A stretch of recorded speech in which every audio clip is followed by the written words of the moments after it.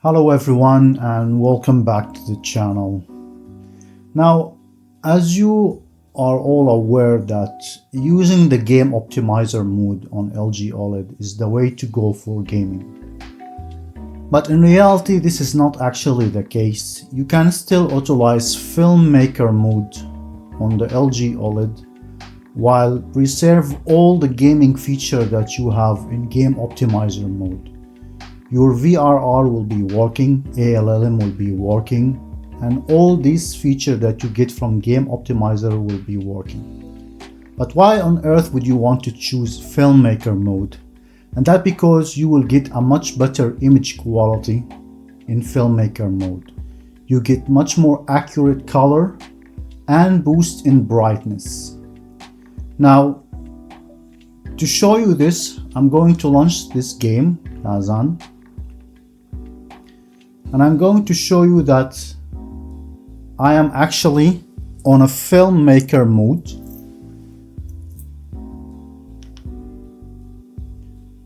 As you can see here, the picture mode is Filmmaker mode.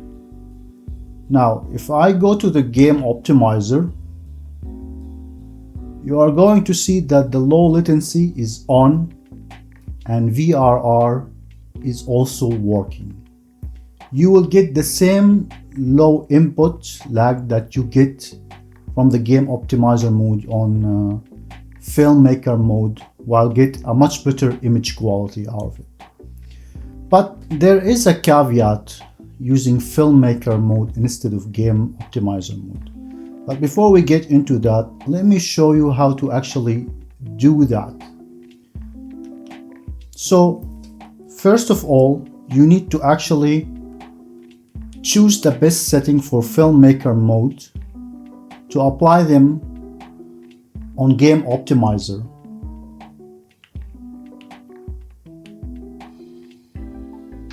So what you want to do is that you need to go to your LG TV screen and then just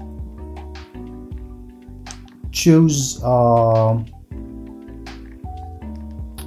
a 2D content. Now, what you want to do is go to the advanced setting. First of all, choose the Filmmaker mode and go to advanced setting and brightness. Make sure your OLED pixel brightness is 80, adjust contrast 85, lag level 50, auto dynamic contrast off, peak brightness off, gamma is PT1886, and motion eye care is off.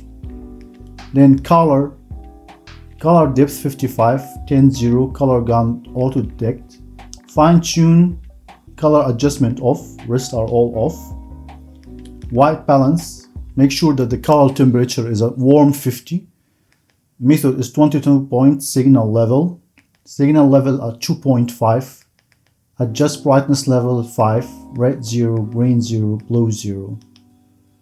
And then you go to clarity, adjust sharpness 20, super resolution off, noise reduction low, MBG noise reduction off, smooth gradation low, real cinema is on, true motion is off. Then go and apply to all input. After that, select an HDR image.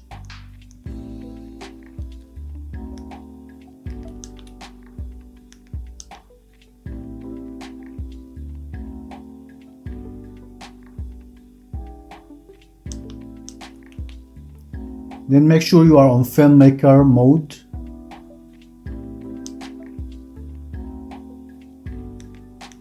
Go to advanced setting.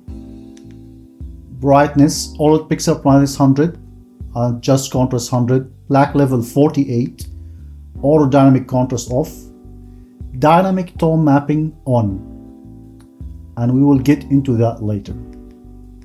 Expression enhancer off, peak brightness high, gamma is 22.2, is already a video range auto, and then go to color. There is nothing here to change except for the white balance. Make sure it's 150, method 2 point high. Rest are all the same. And then go to clarity, adjust sharpness 20, super resolution low, noise reduction, no, super resolution, turn it off, noise reduction low, HGIG noise reduction low, smooth gradation low, real cinema on, true motion off. Then apply to all input.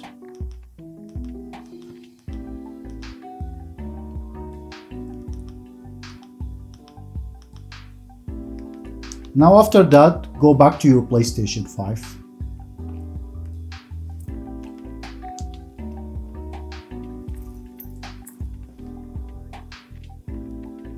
And from here, select, we'll launch a standard game, an SDR game. And as you can see, you will select Filmmaker mode.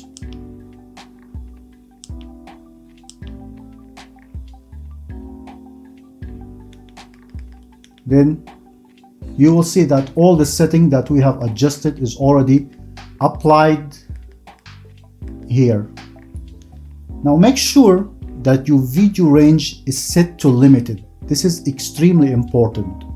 And you have to set this limited on the PlayStation 5 as well. Color 55. Everything as we set it. And then I'm going to go to the game optimizer and show you that everything is working fine. Now here you need to make sure that VRR and G-Sync are turned on, not AMD FreeSync Premium, because the PS5 support VRR and does not support FreeSync. If you have an Xbox Series X, make sure that you select AMD FreeSync Premium and turn off VRR and G-Sync. ALLM is on. Now fine-tune dark areas, set this to -4, because when VRR is on, it will actually elevate the gamma. So your black will be elevated. So by adjusting this to at -4, it will bring back the gamma and the black level to its normal level. As you can see here in the picture, everything is grayed out because ALM is working.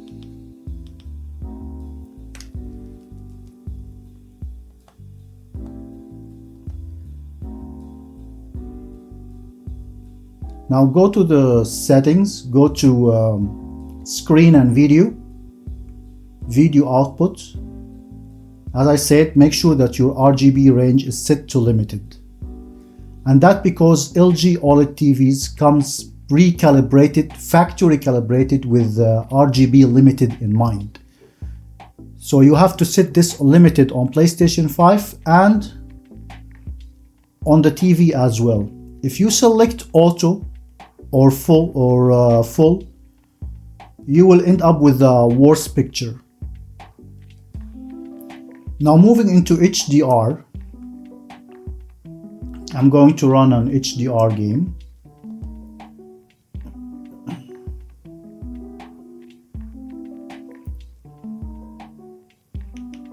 Now as you can see, this is the game optimizer. Everything is working. VRR on, low latency is on,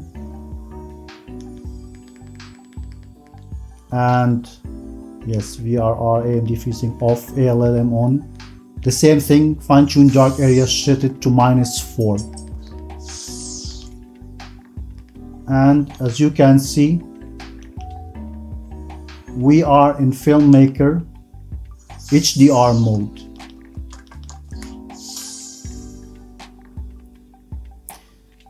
Now here is the caveat. When you use HDR in Filmmaker mode, you are only limited to dynamic tone mapping and not HGIG. But before you go on and dismiss this profile picture because you can't use HGIG, actually dynamic tone mapping is much better than HGIG going forward.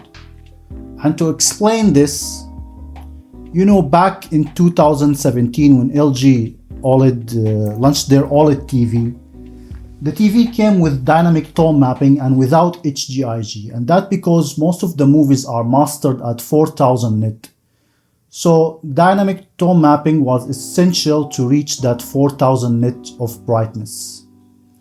But for games, since games those days were actually not treated as movies, they were like mastered at between 800 and 1000 nit in HDR, dynamic tone mapping didn't work well with these, and because there is no metadata on console that can actually know the maximum brightness of your TV, most of the HDR games didn't look quite as good. So what LG did in 2019 is that they launched a tone mapping mode called HGIG, which is actually communicate with console, and it set your maximum brightness exactly as the maximum brightness of your TV to make those HDR games looks actually good. But what happened like from 2022 and beyond is that games no longer start to be treated as like normal games. They start to be treated just like movies. They will start to be color graded as movies, and they start to be mastered at HDR 4000 nit. And some of the games that are actually mastered at HDR 4000, games like Last of Us Part 1, Part 2, Ghost of Tsushima, Death Stranding, Days Gone, and many more. So what happened here, if you select HGIG with those games, HGIG is telling your TV to reach its maximum peak brightness, which is 800 nit, let's say in case of LG OLED C3. So whatever beyond that will be cut. In fact, you will not see anything beyond 800 nit. And because those games are mastered at HDR 4000, you need to reach the 4000 nit brightness in order to see those spectral highlights. So if you select HGIG, you limit yourself to your maximum TV brightness. You are not going to see those spectral highlights. You will end up with a flat HDR image that doesn't look quite as good. That's why selecting dynamic tone mapping is the way to go. But so many people are going to tell you that dynamic tone mapping isn't accurate, and that's because you need to calibrate it at HDR 4000 in order to leverage the full potential of dynamic tone mapping. However, there are some games that are HGIG compliance games, which you can actually use the game optimizer mode. You can have like two profile picture, Filmmaker and game optimizer mode for HGIG. Whenever you are playing games that are HGIG compliance, you can just switch to game optimizer and use the HGIG. But I guarantee you that 90% of the time you will just stick with dynamic tone mapping, as games that actually support HGIG are getting less and less. And most of the games are actually now mastered at 4000 nit, especially single player story driven games. So you better just use dynamic tone mapping as a standard HDR profile. Now I know many people won't agree with this, but this is the case. Games are no longer treated as games, they're treated as movies, color graded as movie, and HDR mastered at 4000 nit. Now in order to do that,